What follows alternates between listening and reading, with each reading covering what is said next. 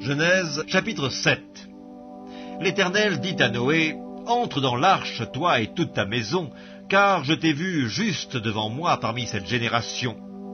Tu prendras auprès de toi 7 couples de tous les animaux purs, le mâle et sa femelle, une paire des animaux qui ne sont pas purs, le mâle et sa femelle, 7 couples aussi des oiseaux du ciel, mâles et femelles, afin de conserver leur race en vie sur la face de toute la terre, car encore 7 jours, et je ferai pleuvoir sur la terre 40 jours et 40 nuits, et j'exterminerai de la face de la terre tous les êtres que j'ai faits. » Noé exécuta tout ce que l'Éternel lui avait ordonné.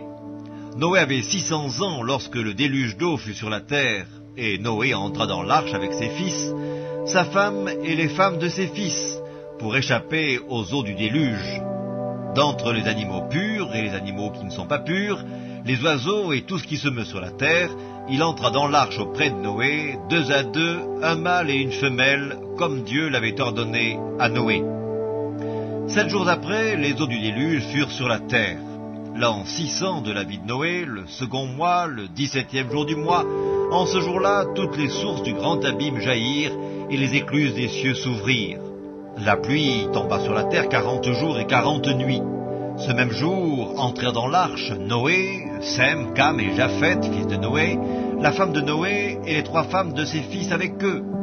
Eux et tous les animaux, selon leur espèce, tout le bétail, selon son espèce, tous les reptiles qui rampent sur la terre, selon leur espèce, tous les oiseaux, selon leur espèce, tous les petits oiseaux, tout ce qui a des ailes, ils entrèrent dans l'arche auprès de Noé, 2 à 2, de toute chair ayant souffle de vie. Il en entra, mâle et femelle, de toute chair, comme Dieu l'avait ordonné à Noé. Puis l'Éternel ferma la porte sur lui. Le déluge fut 40 jours sur la terre.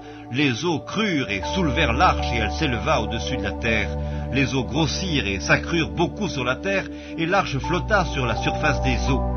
Les eaux grossirent de plus en plus, et toutes les hautes montagnes qui sont sous le ciel entier furent couvertes.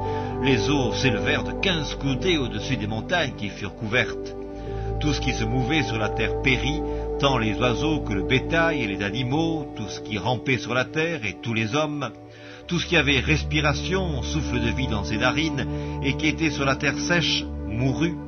Tous les êtres qui étaient sur la face de la terre furent exterminés, depuis l'homme jusqu'au bétail, aux reptiles et aux oiseaux du ciel, ils furent exterminés de la terre.